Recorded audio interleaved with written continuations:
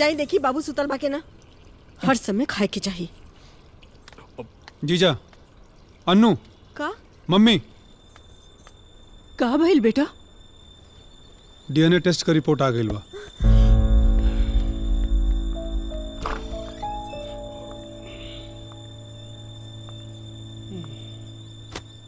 बच्चा हम रही हैं।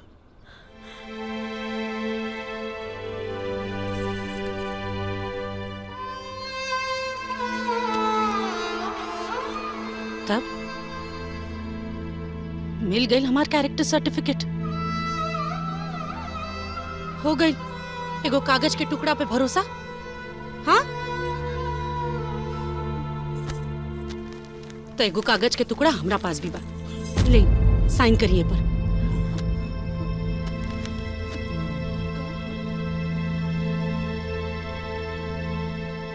ये तो डिवोर्स पेपर है। Divorce paper? जी, हम हर जख्म सह सकेंगे,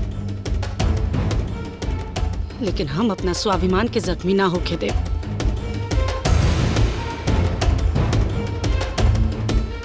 हमेशा हम सर उठा के जियले बानी, और अगर यहाँ एक दिन भी और रह तो अपना नजर में ही गिर जाए। अब से हमनी के बीच कोनो रिश्ता नहीं खे। हम हमेशा खातिर घर छोड़कर जा रहे हैं। दामिनी, घर छोड़ के मत जा। हमसे बहुत बड़ी गलती हो गई, हमरा के माफ कर दो। हम अपन फैसला ले चुकल बानी। हम माना थी कि हमसे बहुत बड़ी गलती भइल है दामिनी। सिर्फ एक बार तो खुद के हमरे जगह पे रख के सोचा, फिर तोहरा के समझ में आई कि हमरा ऊपर का बीतल है। सिर्फ एक बार सोच के देखा कि तोके कैसन लागत। बहुत बुरा लागत हमरा के, बहुत गुस्सा भी आई, हम शक भी करती, लेकिन उस सब के बावजूद रउआ के अपन सफाई देला के एगो मौका देती। अपना मन में शक के जाल बुन के राउत चरित्र पर उंगली ना उठाती। हम हालात के आड़ में अपन गलती मत छुपाई, साइन करिए पर।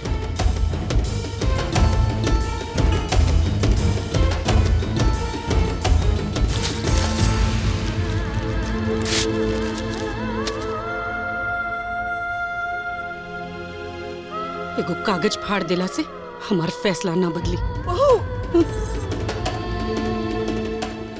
ना मम्मी, जब यह घर में हमार चरित्र के नीलामी होत रहे तब केहू कुछ ना कहलस, तो आज भी केहू के कुछ भी बोले के अधिकार नहीं के। दामिनी, दामिनी, कुंवर, तू समझाओ उनके, वो तुम्हारी बात जरूर मनिया। काहे मनिया? ताकि तू फिर देवर भाभी के रिश्ता पर लांछन लगा सका।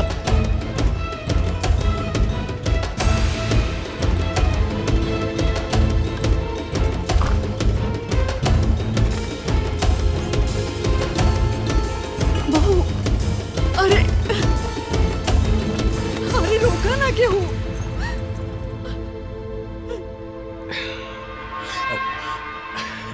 अरे जी चल गई लोकरा के जाए द साले साहब। अरे बिजनेसमैन बाड़ा, फिर से प्लान करो। भले ही भैया भाभी पे दाग लगाओ ले, लेकिन उनका स्याही तू बड़ा। अनु, कदे इनसे इज्जत से निकल जाए यहाँ से। अब तू एजा खड़ा होके टुकुर टुकुर देखत का हुआ? बाहर निकला, हम अबे बाबू के लेके आवता नहीं।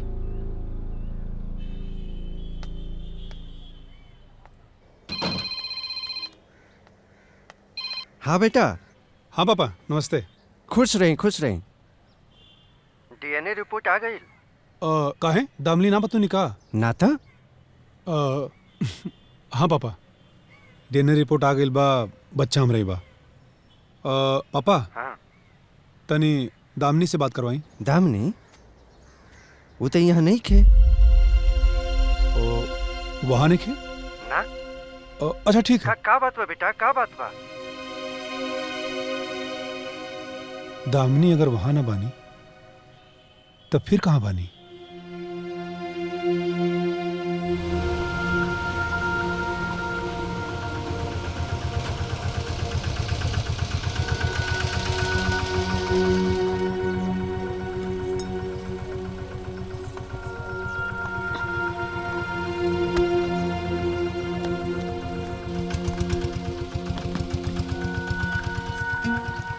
प्रणाम। अरे दामिनी अरे बेटी आवा यहाँ आवा। बैग बैग साथे लेके आइल बाड़ू। लागत है कुछ दिन हमनी के साथे रहे के इरादा बा। हाँ? कुछ दिन ना काका, अब हम एजे रहो। अरे बेटी ऐसन का हो गई कि तू हमनी जैसे अनाथ हो गईलू? कबो कबो पूरा घर परिवार रहला के बाद भी आदमी अनाथ हो जाला। हम यहाँ रह सके नहीं ना। अरे बेटी काहे ना रह सकेलू? हाँ? बेटी हमनी के अपन नाती पोता तो ना खिला पैनी सा, बाकी वो कमी अब तोरा बबुआ के खिला के पूरा हो जाई। चला बेटा चला, तो हर कमरा है। चला बेटा। चला ला छोड़ दो। आवा आवा बेटा आवा आवा बेटा आवा, आजा आजा आजा। हम महसूस कर रहल बानी शक की बिजली जहां भी गिरेला ना त रिश्ता में खाली दरार पैदा करेला। दीदी के साथ बहुत नाइंसाफी भइल बा और तोहरे साथ भी, लेकिन दीदी तो बहुत स्वाभिमानी है, यही से वो घर छोड़ देली। हम घर छोड़ देले रहती, लेकिन माई बाबूजी के ना छोड़ सकेली। कैसे की गलती भैया के बा। डोंट वरी, दुनिया में कोई भी तोरा पे कितना भी इल्जाम लगा ले, तू हमरा खातिर हमेशा मिस्टर परफेक्ट ही रहबा। जिंदगी के हर मोड़ पर, हर कदम पर हम तोहरे साथ बानी। तू हमारी हिम्मत हो।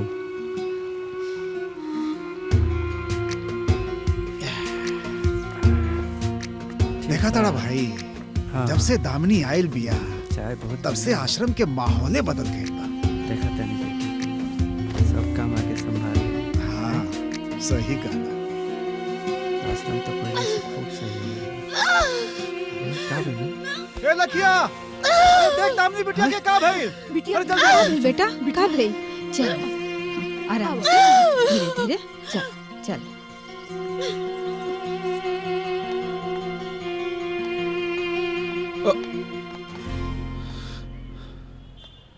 ठीक है, अगर तू हमरा से बात नहीं करल चाहत तो कोनो बात ना।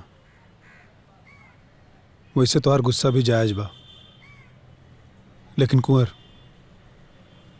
मम्मी पापा का ख्याल रखल हम दोनों जनी का फर्ज बा। हमके आपन फर्ज याद बा, वही के निभावे खातिर एजा बानी, न त कब के चल गेल रहती। अगर तू यहाँ से चल जाइबा तो कितना तकलीफ हुई ये तोहरा के नहीं के पता, लेकिन यहाँ पे रह के जो तुम मम्मी पापा के दुख देते हुआ ना, ये दोनों को स्वास्थ्य खातिर अच्छा ना बा। अगर यकीन ना बा तो चल के देख ला। आवा।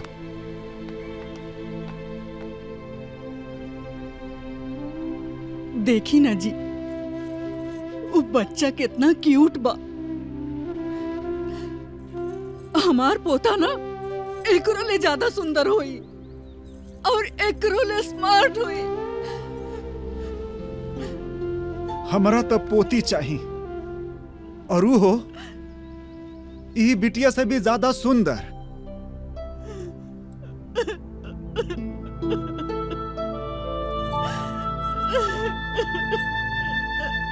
हमनी के सपना कबो पूरा ना होई का जी?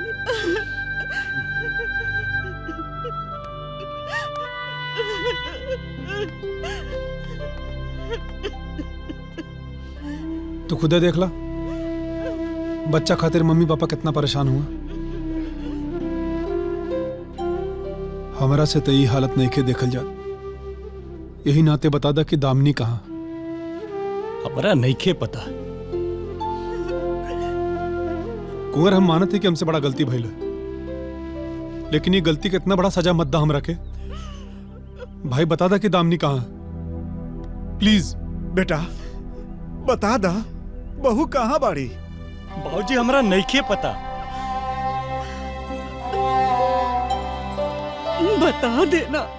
बता देना बहू कहाँ बिया।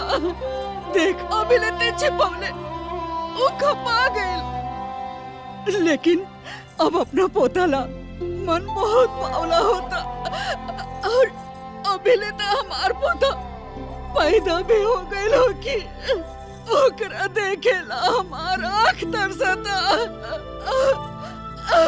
और ओकरा गोद में खेलावेला हमार दिल बहुत व्याकुल होता। हमके बता देना बेटा, बता देना बेटा। अरे तू हमार बात समझत काहे नहीं की? हमरा नहीं के पता। कुंवर, कुंवर,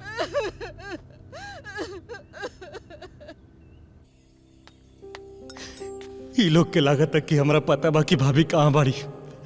अब ये लोग के कैसे समझाई कि हमरो कुछ नहीं के पता। कहाँ हुई ये भाभी, कुछ नहीं के समझ में आवत। कुंवर जी, हम अपन हर जन्मदिन यही जा मनावेनी। नमस्ते। नमस्ते। और बोला काका, राउट ब्लड प्रेशर की प्रॉब्लम कैसन बा? हाँ बेटी, सब ठीक बा। बढ़िया। पता बा, दुनिया में अगर कहीं जन्नत बा ना तो वो हमरा खातिर रही जाबा। खुश रहा। हमरा के यहाँ के बहुत ज्यादा सुकून मिलेला।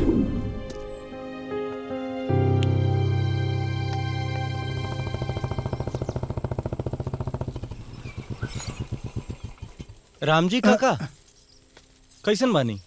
हम तो ठीक बानी बाबुआ, लेकिन हम पहचान ना तोहरा। दामिनी जी हमार भाभी है आप कुंवर बाबू बानी जी। कहाँ बाड़ी भाभी? आई आई आई आई चलो। आई। दामिनी, दामिनी बेटा, देखा तोहरा से मिले के लोग आइल बा। अरे कुंवर जी, ये हमार भतीजा। अरे तू लोग ऐजा खड़ा बड़ा, बाहर बहुत काम बा, आवा जल्दी आवा। हम चोर चाचा, कुंवर चाचा, हमार भतीजा। कुंवर जी, रुआ कैसन बानी?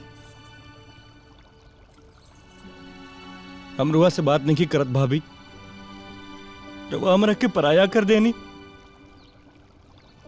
हम रुआ के दर बदर भटक भटक खोजत रहनी। रुआ इतना नजदीक रहला के बाद भी एको बार हमरा से मिले की कोशिश ना कईनी। भाभी, का अपन बच्चा भइला के बाद ए बच्चा से प्यार कम हो गई?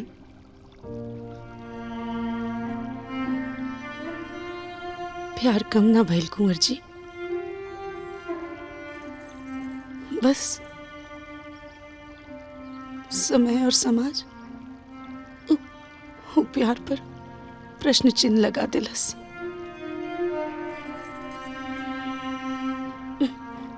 खैर छोड़ी सब। पता बा, रउआ लोग बहुत अच्छा दिन पर आयल बानी। आज आश्रम के काका काकी लोग बाबू खातिर सोहर के प्रोग्राम रखले बाड़न। हमरा बाबू खातिर सोहर के प्रोग्राम? कविता पकड़ा था भाभी। आज रुआ ना भी कहब ना तो हम माने वाला नहीं की। हम जाता नहीं घर वालन के फोन करे। भाभी, मम्मी पापा बाबू के देखे खातिर एकदम व्याकुल बाड़े। प्लीज भाभी।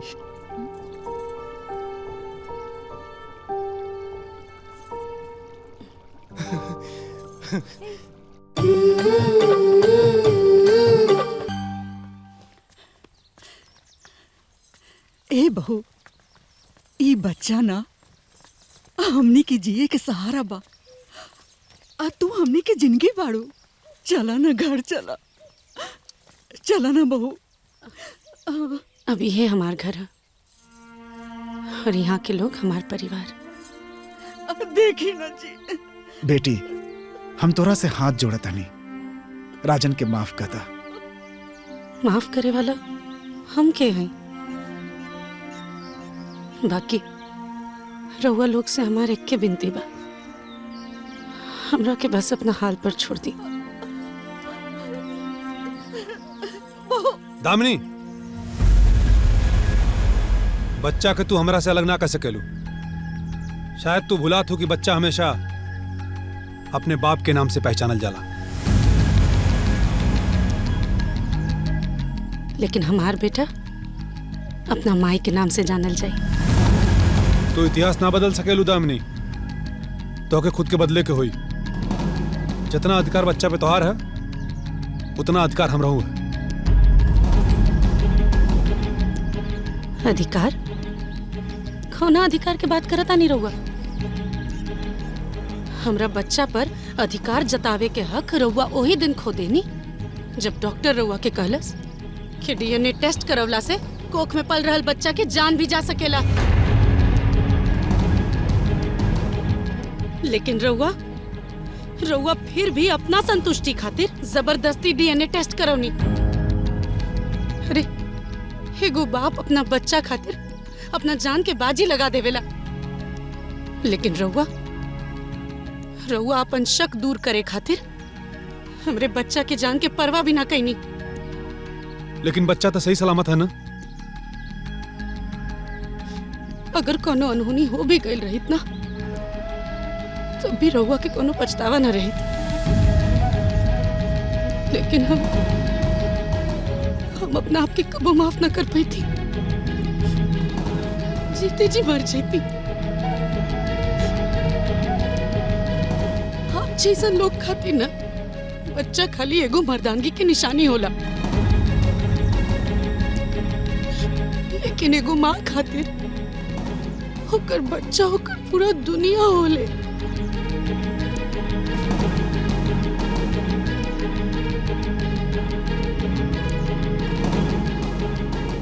वो लोग जब चाहे तब आके बाबू से मिल सके नहीं। ये अधिकार हम रउआ लोग से कबो न छीना। दामिनी, दामिनी, कुमार, तू समझा? भैया तू खुद से अपन सब रास्ता बंद कर ले बड़ा। अबे मन हम का बोली?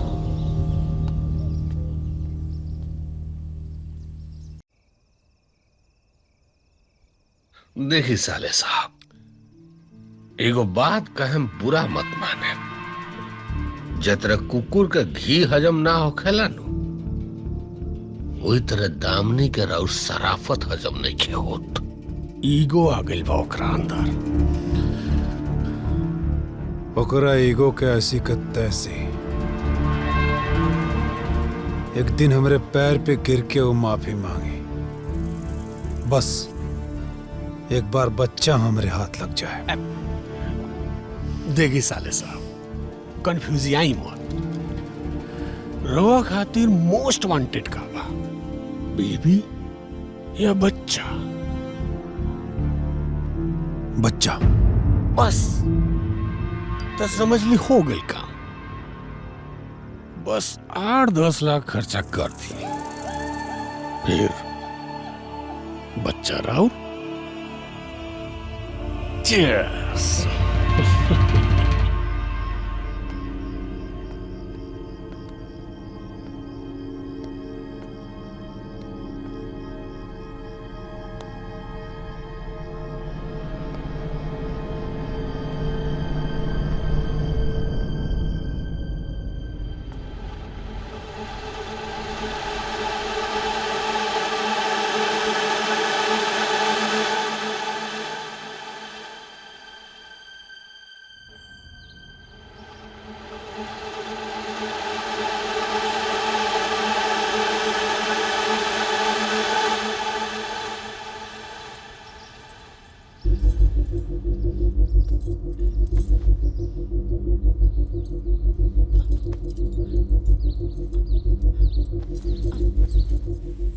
काका? हाँ बिटिया।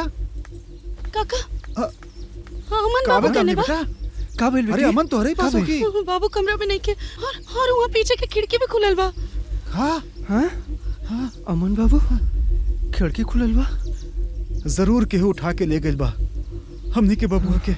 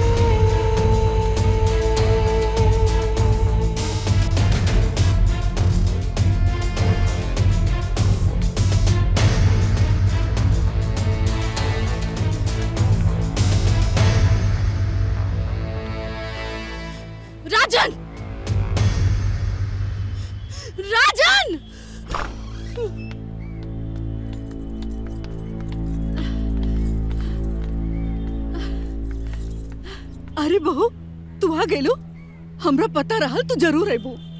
हमार पोता कहाँ बा? मम्मी प्लीज, हमके रउआ से ऐसा उम्मीद ना रहे। रउआ खुद एगो माई होके हमरा साथ ऐसा कैसे कर सकतानी? हमरा के झुकावे खातिर रउआ लोग इतना नीचे गिर जाइब, ये हमके पता ना रहे। हमके बस शराफत से हमार बच्चा वापस दे दी प्लीज।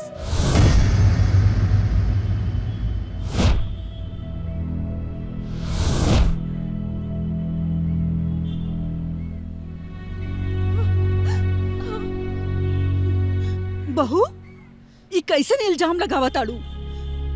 आखिर तोहार बच्चा हमरो पोता लागेला, हम ऐसन करब? हाँ हाँ दामनी, अगर तोहरा का विश्वास नहीं के तो घर में आके तलाशी लेला। हाँ मतलब आवा।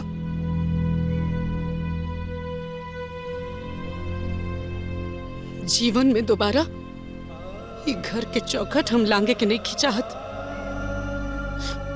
और हमरा के आज भी सबूत से ज्यादा इंसान के जबान पर भरोसा बा। और रह गई बात हमरा मन के, तो दुनिया के कोना भी कोना में होके हमार ममता अपना बेटा के खोज ही ली। बहू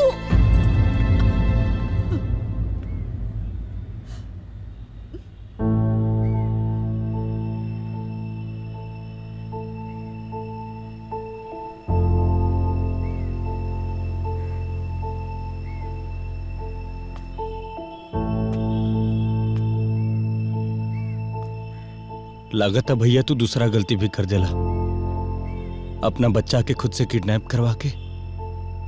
अगर ये तू कैले होक बना तो अब की तो के भगवान भी माफ ना करिए। ये क्या बकवास करता हुआ है? मतलब हम क्या अपने बच्चा किडनैप करे? मतलब कुछ भी।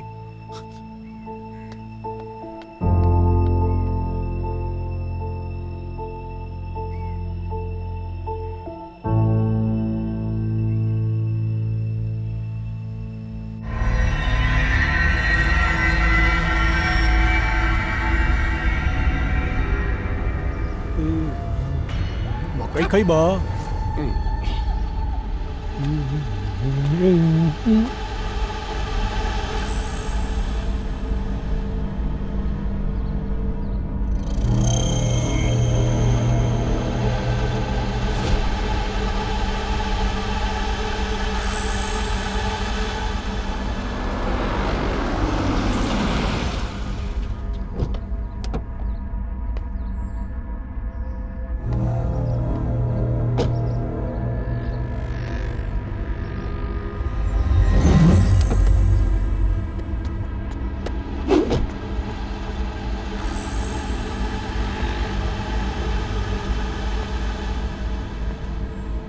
$10 लाख मुंह पे मारा और बाबू को लेके चला। एक राजन बाबू, ये तो ऊंट के मुंह में जीरा। ये का बकवास है जीजा? बात तो 10 लाख का भइल है। बात तो तहर बिल्कुल सही बा साले साहब, लेकिन वो का बा कि अब प्रोग्राम में तनी चेंज आ गई बा। तू अपन जिगर के टुकड़ा के भाव बड़ा कम लगौला। अब देखा, घबरा मत, ज्यादा ना, हमनी के खाली अब 10 करोड़ चाहिए। बेईमान तो तू रहला, ये हमरा के बहुत पहले पता रहा, लेकिन हमरे साथ बेईमानी करबा ये हमरा के नहीं के पता रहा।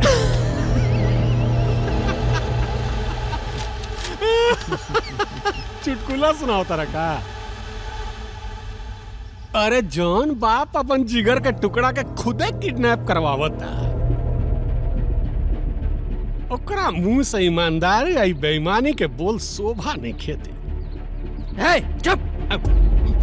तोहनी अपन बकवास बंद कर सन, चुपचाप पैसा के इंतजाम करा। नहीं दिखा ना तो तेरा बेटा के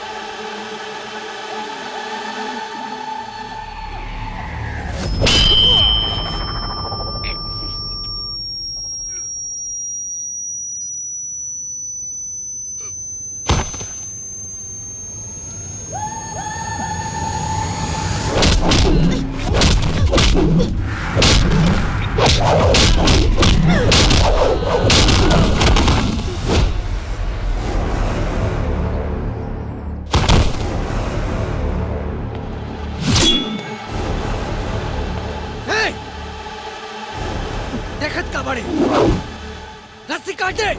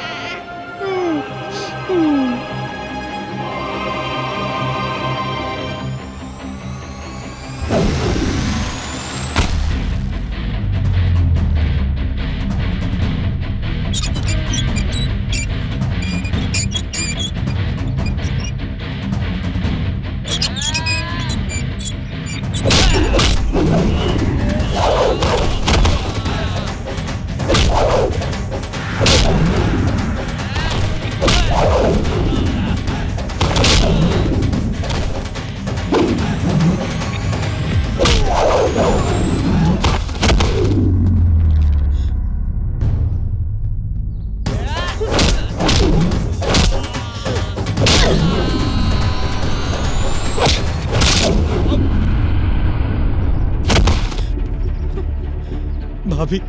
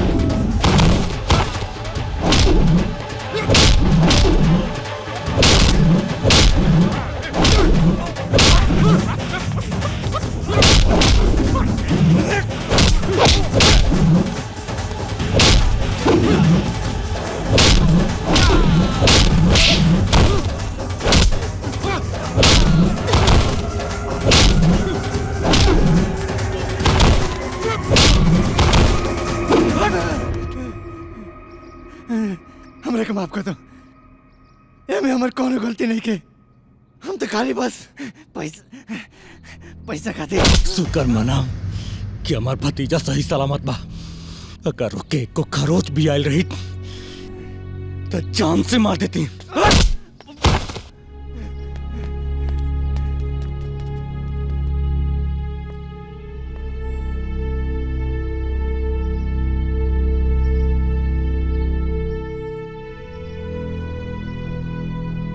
पुत्र मुंह में आके हमरा से बहुत बड़ा गुनाह हो गई और ये गुनाह माफी के लायक नहीं के।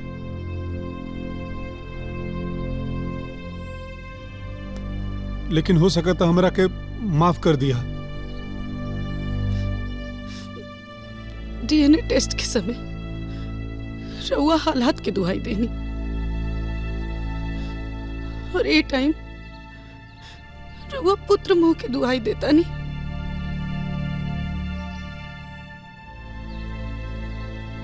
एक कैसन पुत्र मोह जोन बार बार अपना बच्चा के मौत के मुंह में डाल देवेला।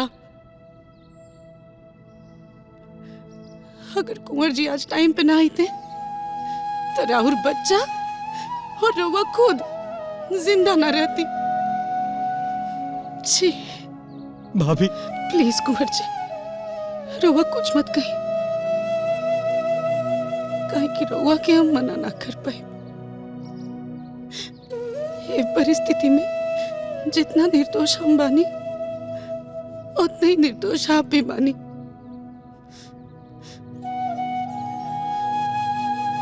देखिए जहां मतभेद होला ना वहां कैसे भी साथे गुजर बसर हो सकेला, लेकिन एक बार जहां मन भेद हो जाला ना तो दो लोग के अलग रहला में ही भलाई है। काहे कि अगर शक के बीज एक बार मन में पड़ गई तो कितनों कटाई करत रही वो वापस पनप ही जाला। लेकिन भाभी परिवार तो परिवार होला ना। वैसे भी कहल जाला कि सुबह के भूला अगर शाम के घर। जायद अब पश्चाताप ही हमार प्राश्चित।